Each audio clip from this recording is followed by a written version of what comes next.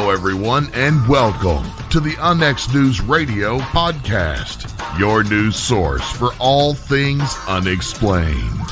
And now, here's your host for the Unnext News podcast, Margie Kay.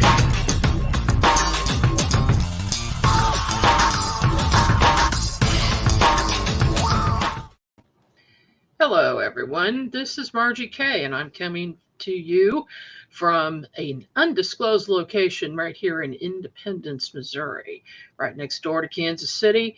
And Kansas City has been the focus of a lot of UFO sightings, as well as other things, all things paranormal going on here, that is for sure.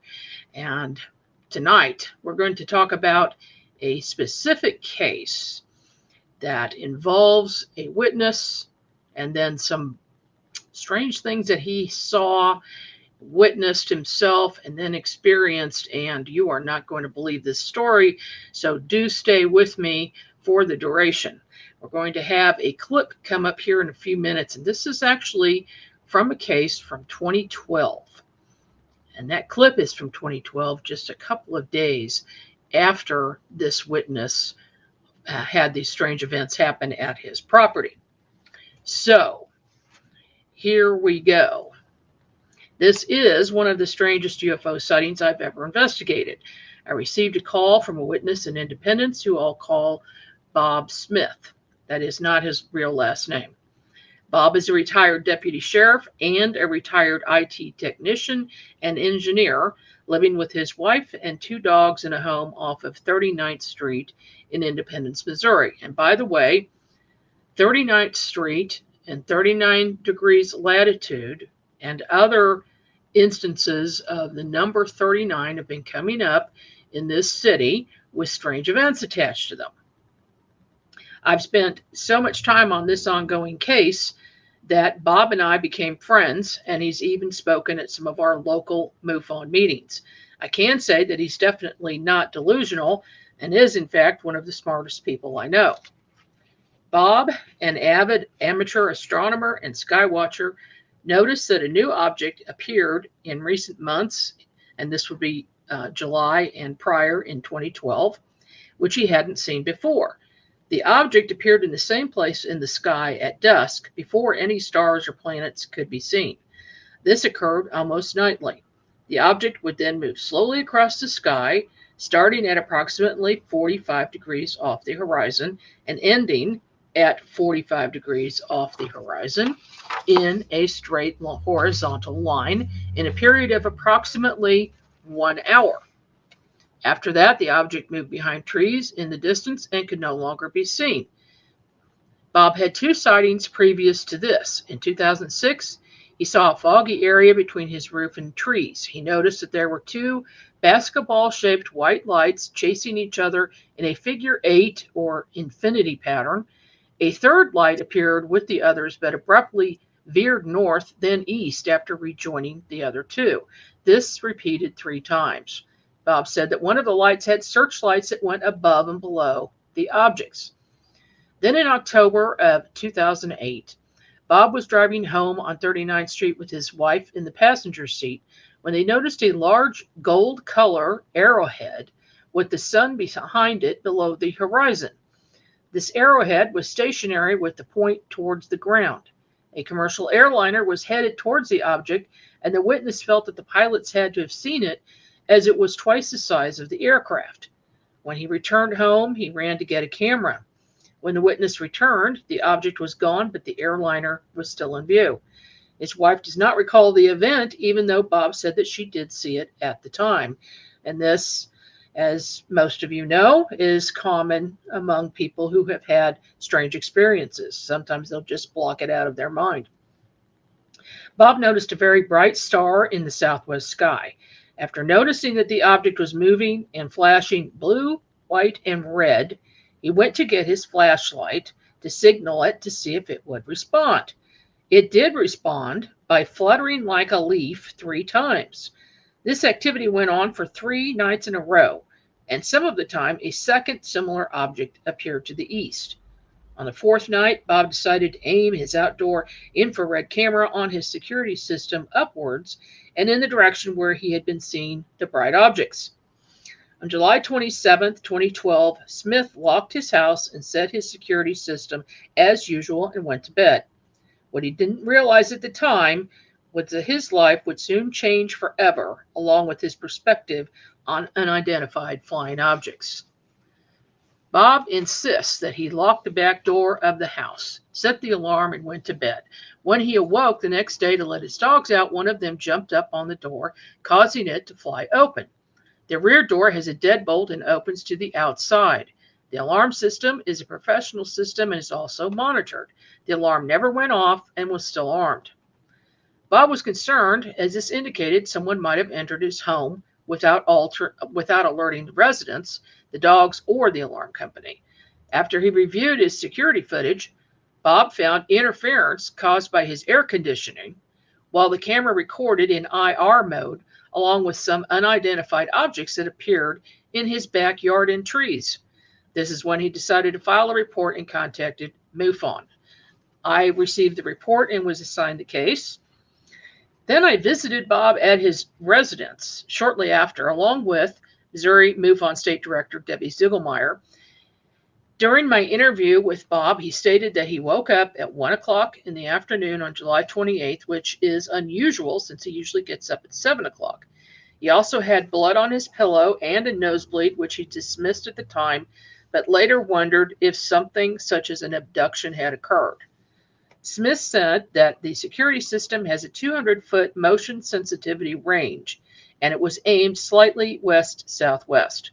We watched the footage on Bob's big screen television, and there were 3 areas with lights that are not visible in a control photo, which was taken by Debbie. The first area was what looked like a white blob, distant at 150 feet in the trees. It remained that shape for about 2 minutes.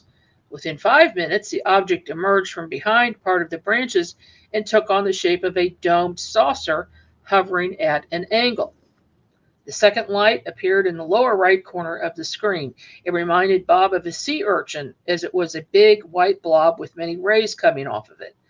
The third light was located at the top center of the screen and visible on the lower portion of the clouds. There was also some commercial jet traffic below the clouds that went beyond the horizon. We watched this recording, which was approximately 4 hours in length, while Bob fast-forwarded through much of it. And then I recorded this on my cell phone because he could not get that video off of his security system. So that was the only way that I had to obtain video, which we'll see a little bit of in a minute. The objects do appear very slowly, morph into other shapes, and even travel slowly across the screen. Debbie and I were at a loss for an explanation. I filmed this with my camera, and I've still been trying to edit it to make it a better quality, but can't seem to do that. The witness stated that the camera system is set up on a motion detector. The system did shut off during the recording, even though there was always wind and branch movement that should have provided enough movement for the system to detect. It did this intermittently until dawn. The dogs were silent throughout the night. Bob said that he wants his privacy to the extent that when asked if any of his neighbors have seen anything similar, he replied he does not want to discuss it with him. He felt like family members he had talked with about it thought he was losing it. He said that the house immediately south of his was currently vacant, so there would be no witnesses if we wanted to visit. A few days after our visit, Bob called to tell me that while he was on the back deck, during the late afternoon, someone may have shot a .22 rifle at him, which hit the barbecue grill and left a dent. And this was right in front of where he was standing. He became concerned that someone was sending him a message not to talk about his sightings. However, we agreed that I would use an alias when discussing this case, so he would have anonymity. This is another investigator who went with me to the site. I'm going to call him LJ. He visited the site a week after our visit. He parked a block away, walked up to the rear of the property, trying not to alert the dogs. The dogs began barking immediately upon his approach, and he could see that the TV was on. The blinds opened and the witness came outside. The witness stated that he hoped he had not started something that he could not finish. When we concluded that no harm had come to anyone at this point, he revealed that he shouldn't be afraid anyway, as he was already a dead man, as he had been diagnosed with stage 4 prostate cancer. He still looked well, though. We joked that perhaps his medical interest was the common interest of his light visitors. Now, we returned to the site, and I returned with another investigator. So there were 3 of us on the site. And we set up our equipment on the back deck of Bob's house, which is the direction we needed to look in order to see these objects in the skies. And during this, we were able to see that Bob actually could communicate with whatever this was in the sky by using a 1,000,000 candle power flashlight. He actually tried using a binary system, but that was not successful. And after about 20 minutes, he went over and got the 1,000,000 candle power flashlight, flashed it 3 times, and the object flashed back at us. It did this several times. I was able to get this on film. However, we're not gonna see that part tonight. Now, I'm going to play the actual interview that I did with Bob in person in 2012. And after this is over, it's only a few minutes long, then we will continue. Coming up right now, I have a guest. He is someone who has experienced some strange things at his property and got some things on videotape, which I have seen. And we are now going to obtain the equipment and then analyze it. But since I started working on this case, I've had some very strange things happen to me as well. And I don't know if it's related or if it's possibly related to another high-profile case I've been investigating regarding the pilot that saw a UFO as he approached KCI Airport, or as he was flying from St. Louis to Kansas City. So right now I'd like to welcome Bob Robinson to the show. Welcome, Bob. Hi, Margie, this evening. Well, I'm doing great, and I appreciate you coming on the show to talk about what occurred.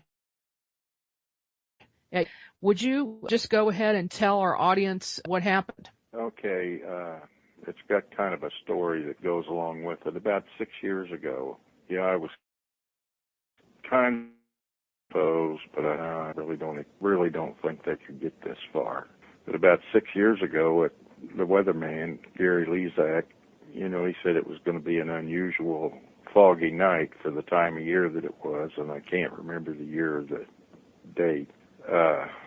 So late in the evening, I went outside, and about 10 minutes, I observed 2 white lights just above the ceiling of the fog, and they were chasing each other in a infinity pattern or figure 8 pattern.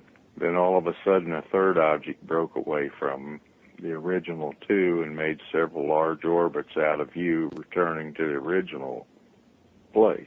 As I think about it, they were about the size of a basketball held at arm's length.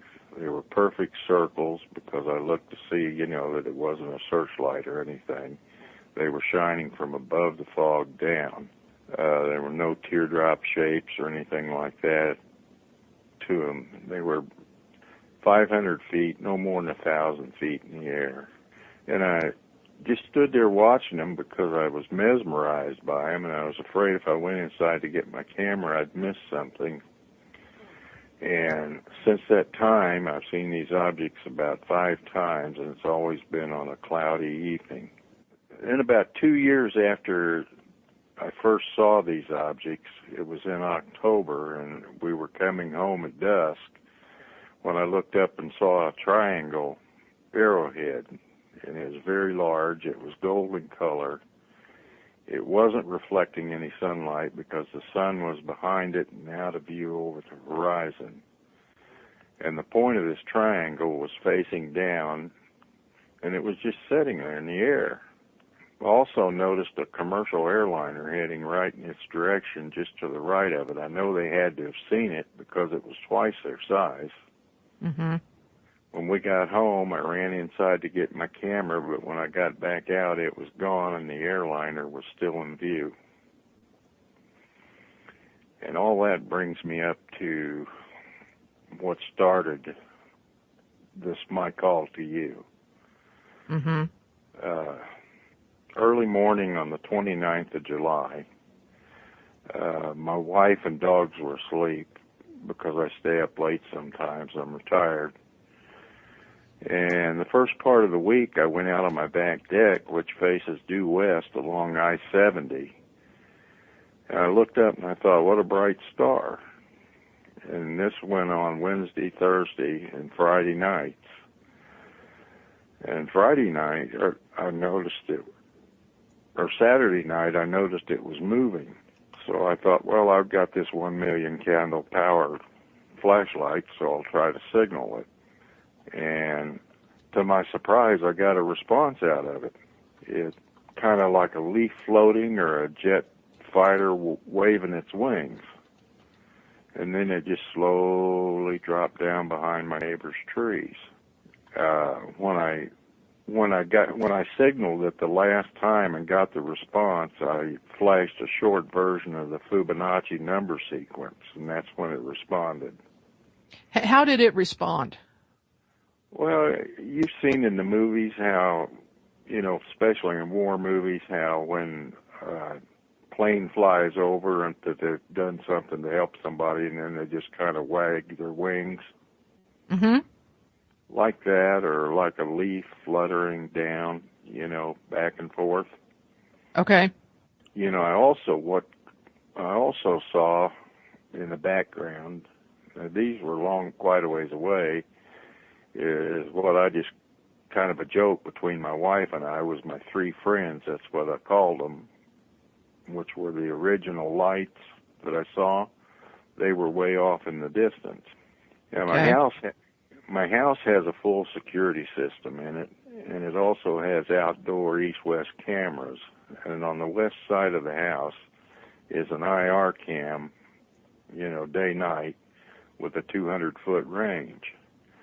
So about midnight, I pointed the camera up to where the bottom of the screen was almost above the treetops, so I'd have a point of reference. And shut and locked the door, set the alarm, and went to bed. And the next morning, about 7 o'clock, my dogs woke us up and needed outside, and one went to the back door and hit up against the door with her paws, and the door flew open. Yeah, that's really bizarre. That really got my attention because I know I locked the door and it's a deadbolt, and I know I set the alarm because it was still on when I went off. Or when I got up, I had it off so I could let them out. So then I went back and I looked at the camera footage, and to my surprise, a very white blob showed up about treetop level, which was probably less than 150 feet away, and it was translucent.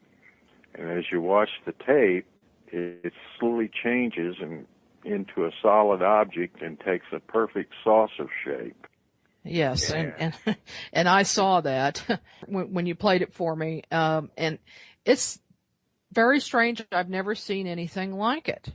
Well, it was very strange to me because at the bottom right screen, being an IR camera, there's no color to it, but at the bottom right screen, there showed up a real bright blob of light that had rays coming off of it. It kind of, the best I can describe it, it kind of reminded me of a sea urchin.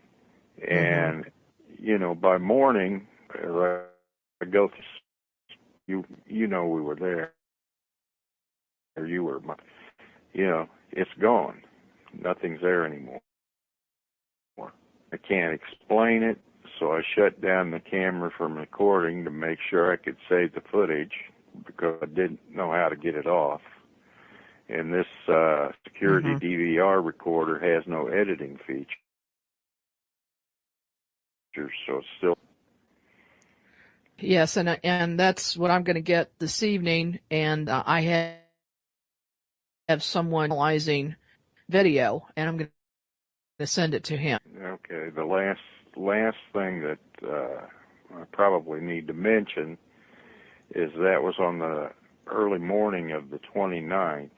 The night of the 29th, I went to bed as usual, and I slept until 1 p.m. on the 30th. You know, that's somewhat unusual for me, but not totally, completely out of the ordinary, so who knows? I was just so tired and drained of energy.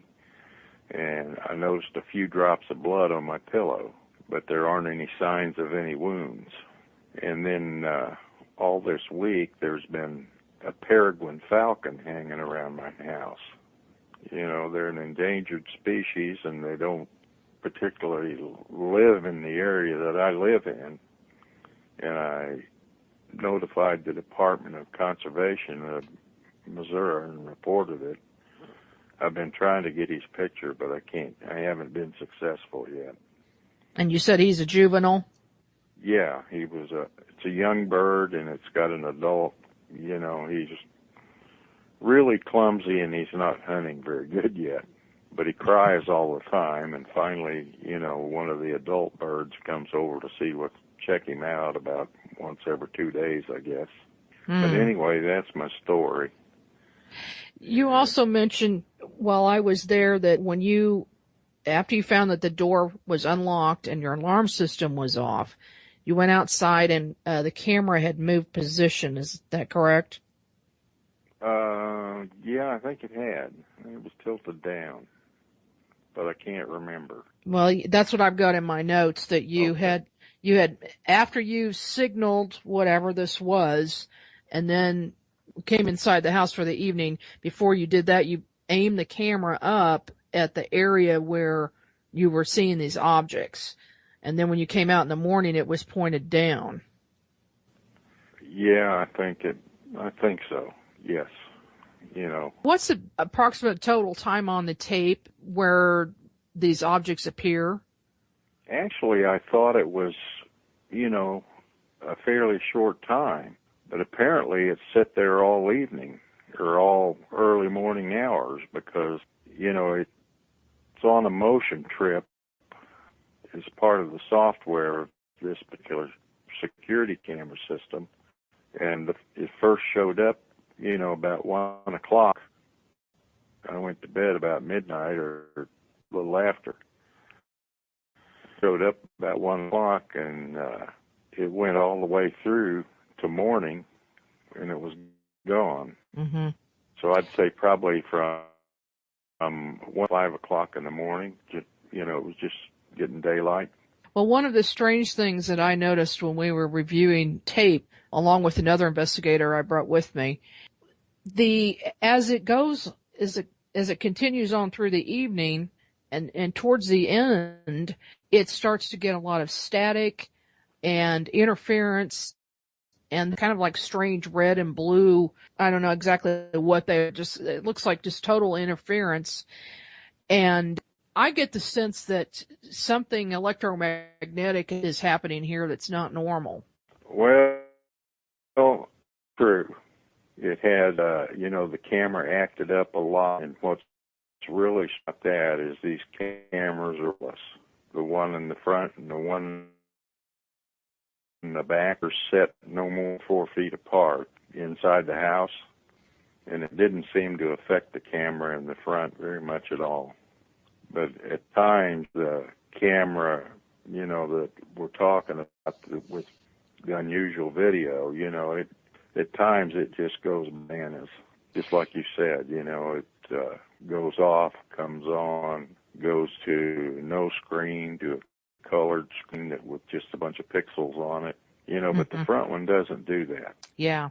So, Nelson, hopefully this analyst will be able to get us more information on. In the video, you see this object, and then it changes shape, and then it gradually goes from being a very transparent to opaque to, you know, almost solid. You see very defined outlines on it, and it just stays in the same position the entire time. But there's the other object that is looking very bright white light, that starts at the bottom of the screen and then at one point moves up next to this other object on the left side and stays there in the same position. And then there's another light in the bottom right-hand corner that's very bright. And when I first saw it, I thought it might have been one of the street lights. But again, about halfway through the tape, that light moves up slightly, and we all saw that on the tape. So after we reviewed this, the other investigator and I went outside and we tried to find light sources. We wanted to see if there was possibly anything that could have caused this. And we found nothing. The street lights were too far away. And there weren't any other light sources. No. So I don't know if I've told you this yet, but we have called every place around that was in the direction where the lights in the background of the video. I'm not sure if we mentioned this, but there were white lights moving back and forth. Friend. Yes. Yeah. Oh, they're obviously moving back and forth in the background. So our first thought was possibly a searchlight. And so we called all of the searchlight companies around town and to see if anything had been rented at that time, and they said no. Right. And I looked on the map and I saw that directly west of you is the stadium, Arrowhead Stadium. So I called their security department and I talked to the head of security and another gentleman, and to see if there was anything that night, and especially, between the hours of 1 a.m. and 3 a.m. where there might have been a searchlight out, and they said absolutely not. And I called another place, another place that was nearby. At that time of morning, it doesn't seem logical that anybody would be advertising with a searchlight. No, and these were perfect circles. Yes. If a light bounces off a cloud or something, it was clouded, they either kind of take a teardrop form or, you can tell they're not circles. You can tell what it is. And these are just perfect circles. And they're not little dots like you see in these programs on the paranormal where they call them ghost lights, and they're the size of a tennis ball. These were good-sized lights. Yes, and I should mention to our audience the location where we're talking about is in Independence, Missouri, just so you have some kind of reference for that. Besides the times that you mentioned to me, these other 2 times that you saw lights in the sky, have there been any other events like that happen to you or any of your family members? Well, my brother, when he was younger, told me that he had, on a couple occasions, we're talking a lot of years ago now, because we were kids, and he said on a couple occasions, where we lived, saw red orb that kind of looked like a planet Saturn, and it kind of floated off down through the woods, and he kind of followed it a little ways, and then it stopped, and then he got afraid and he left. Okay. What town was that in? This was in Independence, back in the 50s. What do you think it is?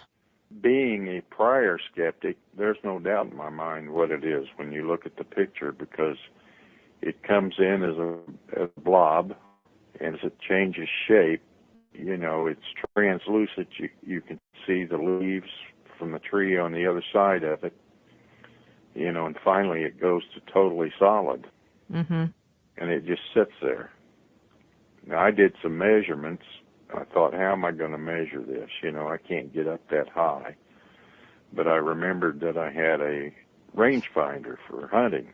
Mm-hmm. So I took some measurements, and this thing was 40 yards away from the camera. That's 120 feet. And I wanted to make sure my rangefinder was accurate, so I took a steel tape and some paint, a few items, and went out by the sidewalk and measured off 120 feet and then put up a reflector, and it said 40 yards. So I know it was right.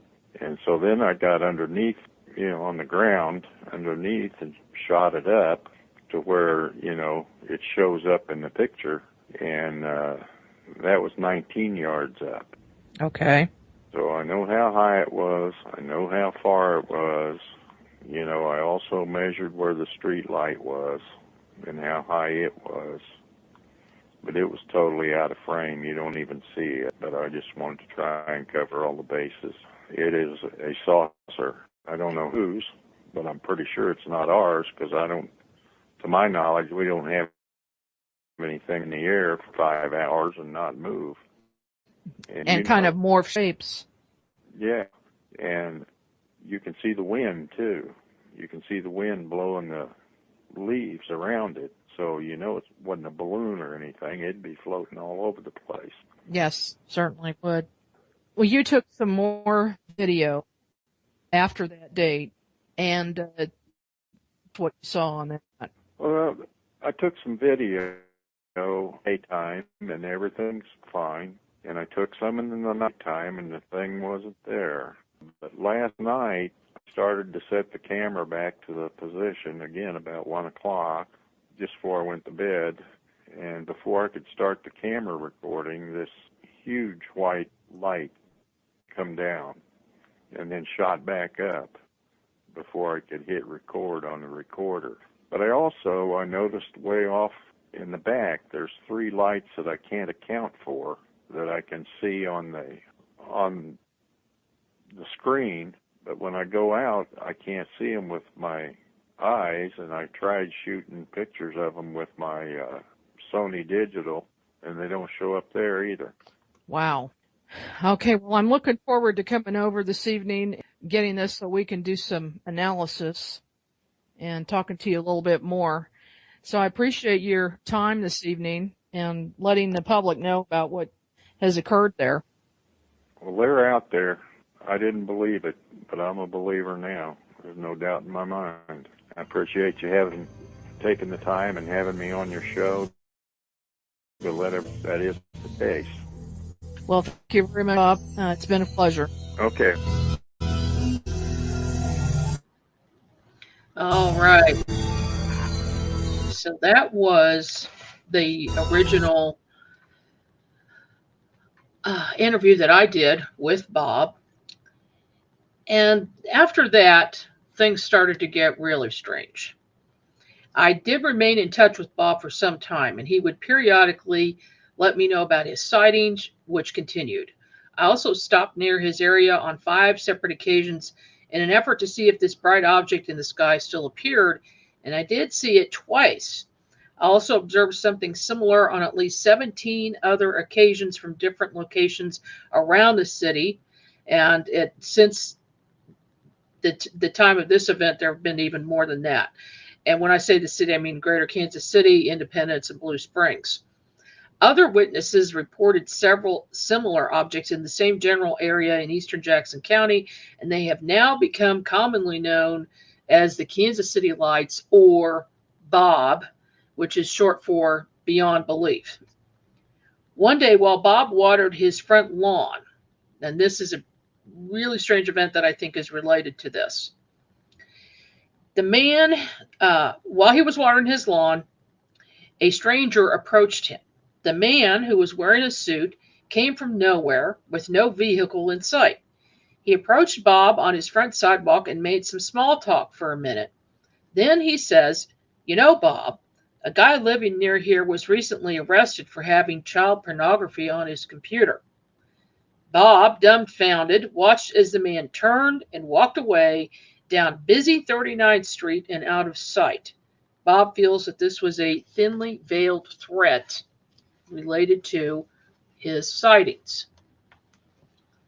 Now, I'd like to make a note on this. Other UFO experiencers who speak out about what they've seen have received similar threats.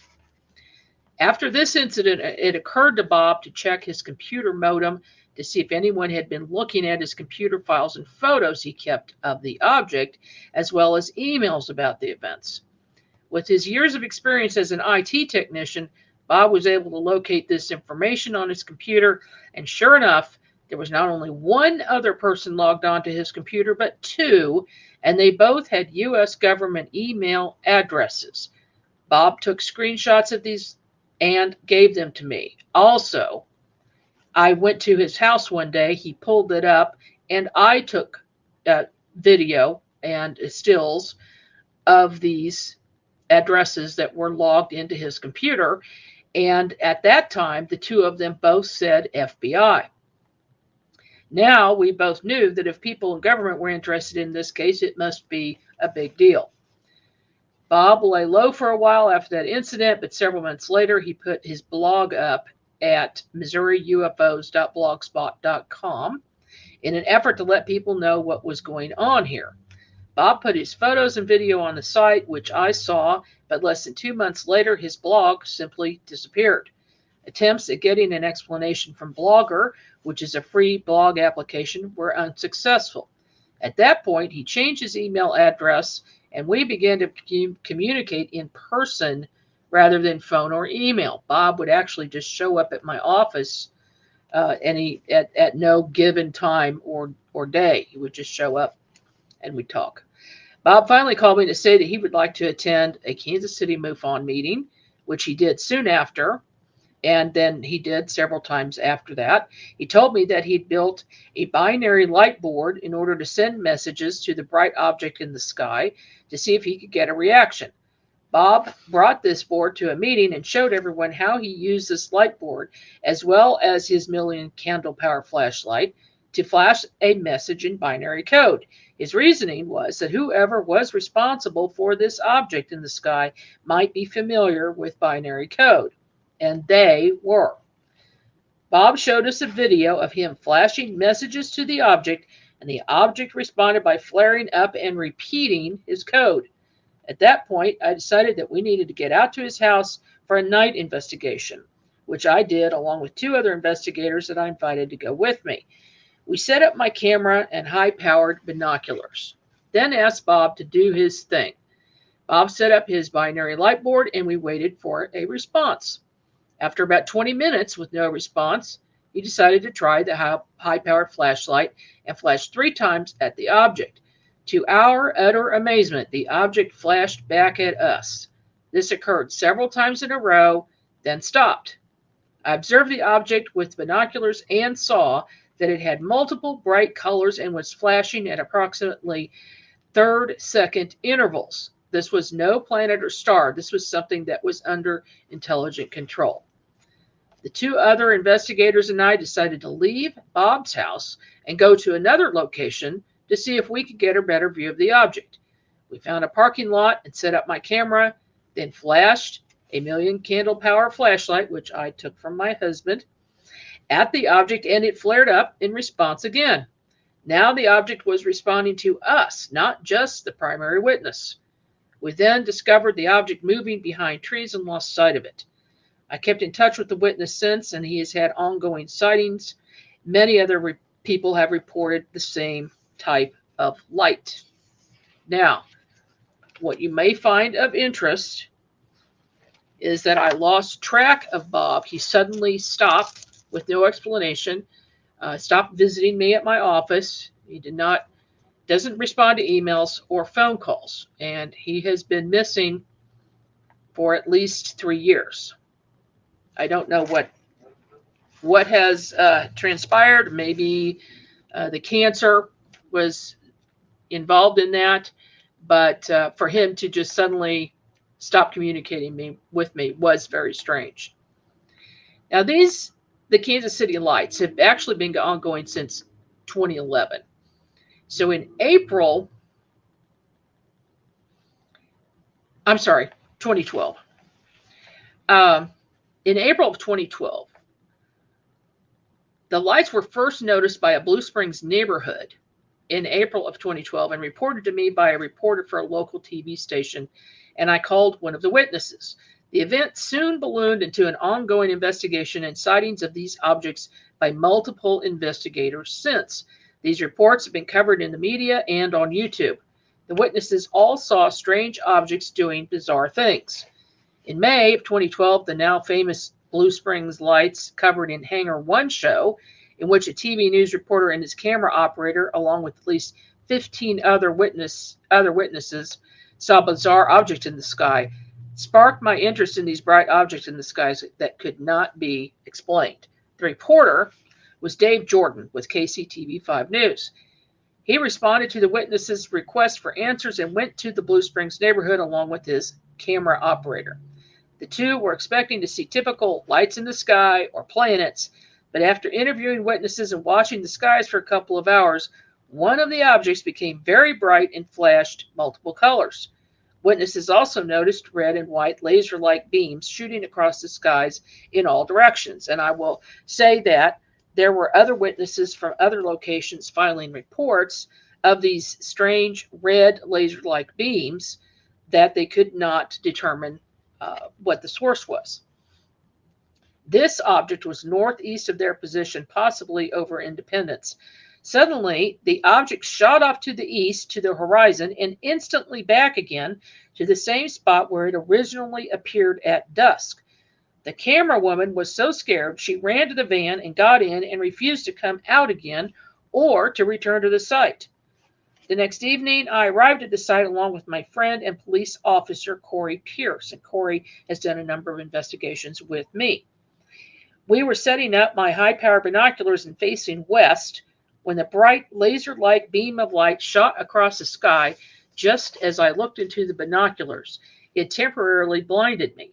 Corey and others at the scene saw it as well. Some of the witnesses said that it was exactly what they'd been seeing for 2 weeks. We kept watching the skies as the sun went down and it got dark.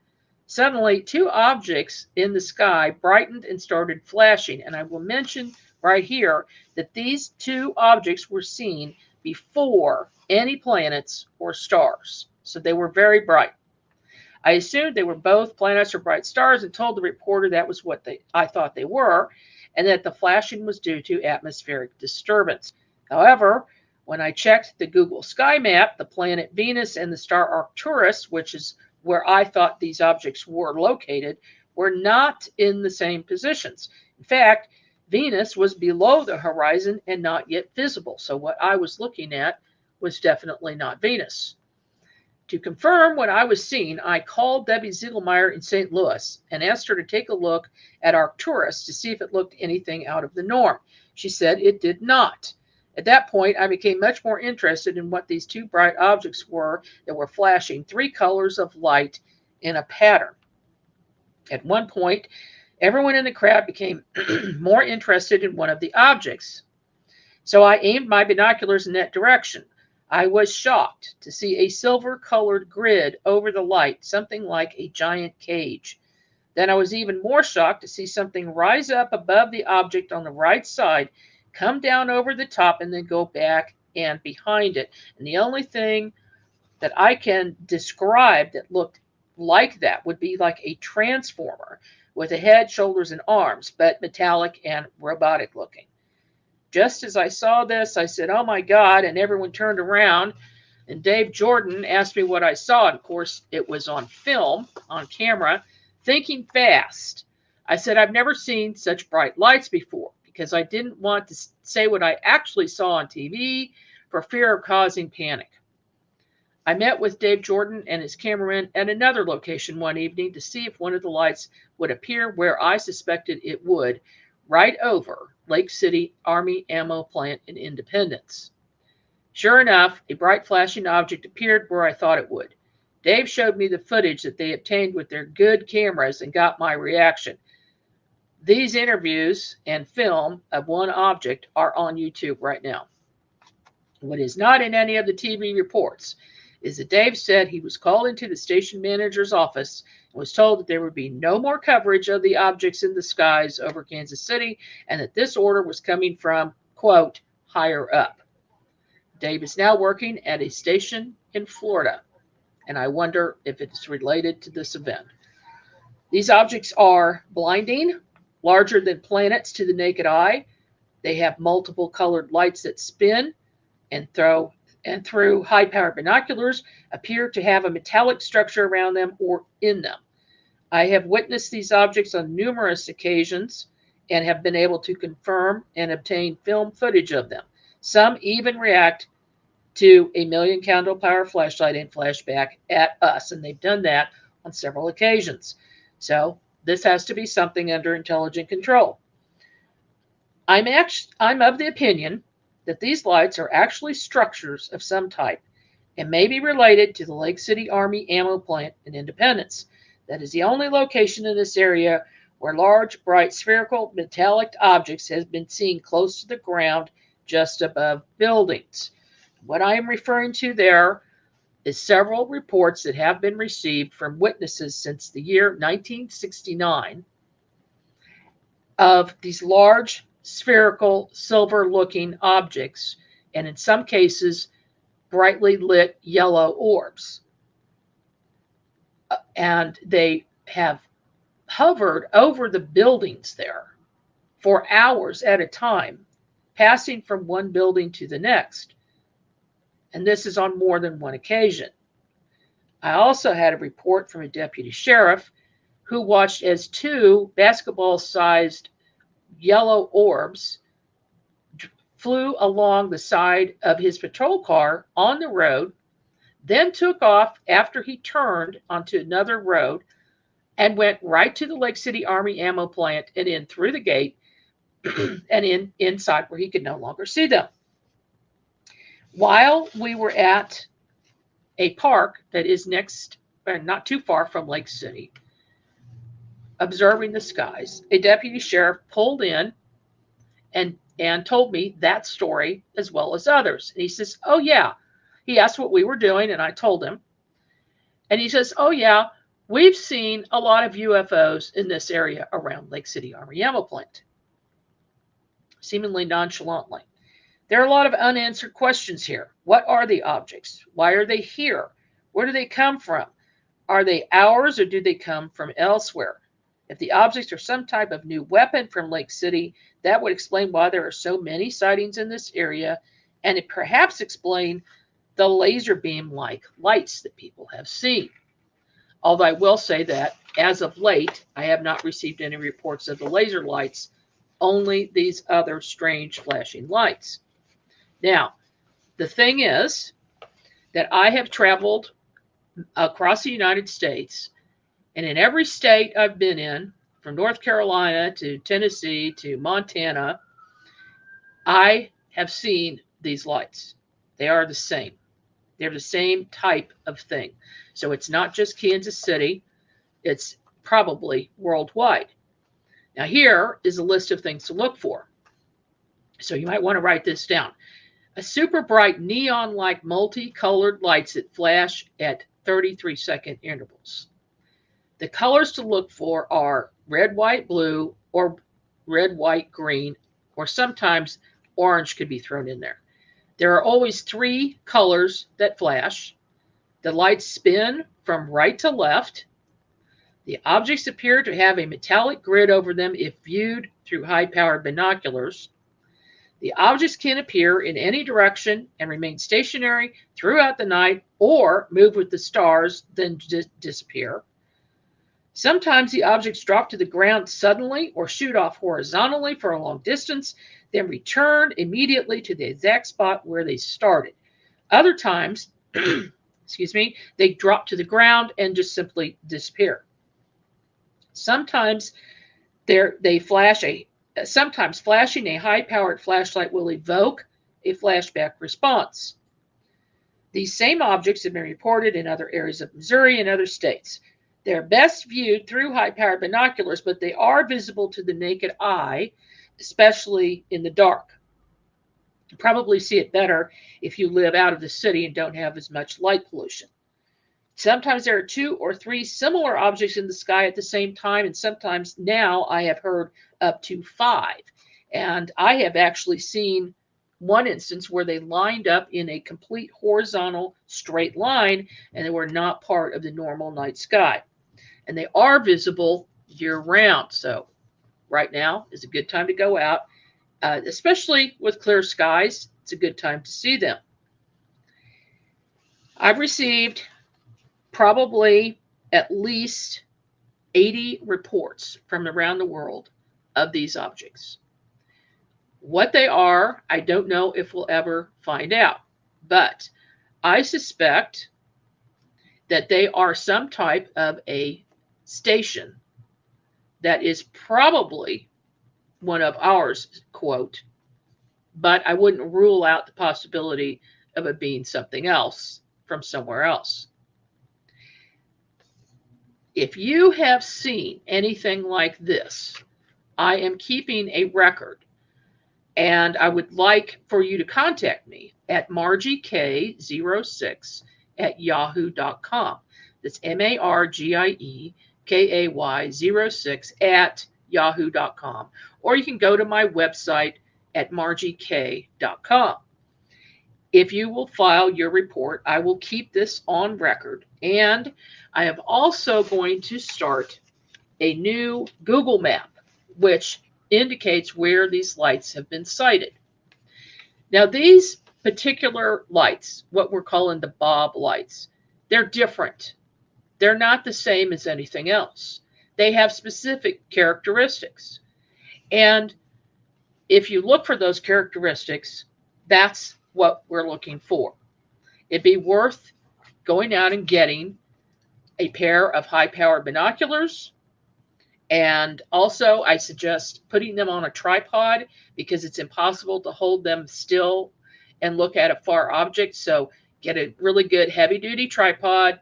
The high-powered binoculars are pretty big and heavy, so you're going to want to be careful of those, and also keep the lens caps on and put them on a tripod so that you can watch what's going on.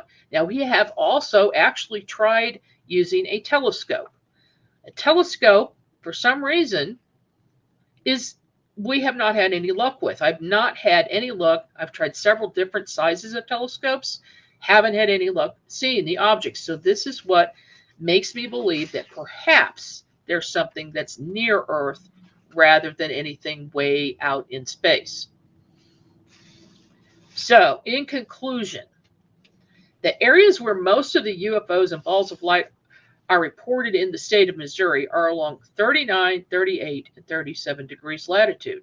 This is something I took note of in 2011 while working on Sasquatch, animal mutilation, paranormal, and UFO investigations. I wondered if there was a pattern to these events, and I began to map out locations of major unexplained events in the state. I found that there was indeed a line of activity which closely mirrored 49 highway going north to south along the western side of the state. Then I found events located along 3 lines going east to west. I suddenly realized that there may be a correlation to lines of latitude and longitude, and shared this idea with other researchers. Kansas City is at 39 degrees latitude.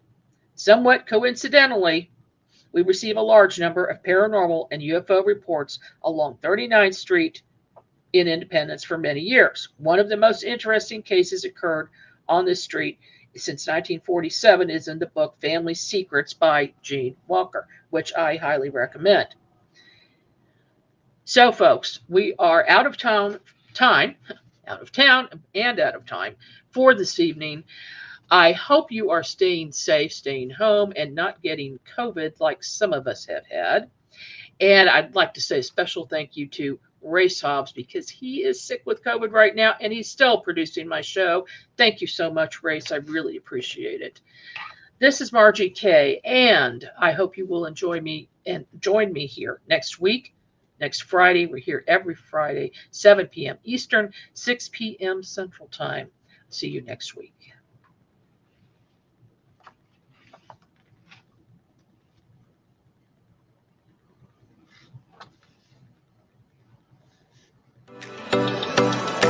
You've been listening to the UNX News Podcast with Margie Kay. Any rebroadcast or duplication of this program or its content without express written permission from UNX Media or Margie Kay herself is strictly prohibited. The UNX News Podcast, in direct cooperation with the internet website unxmedia.com.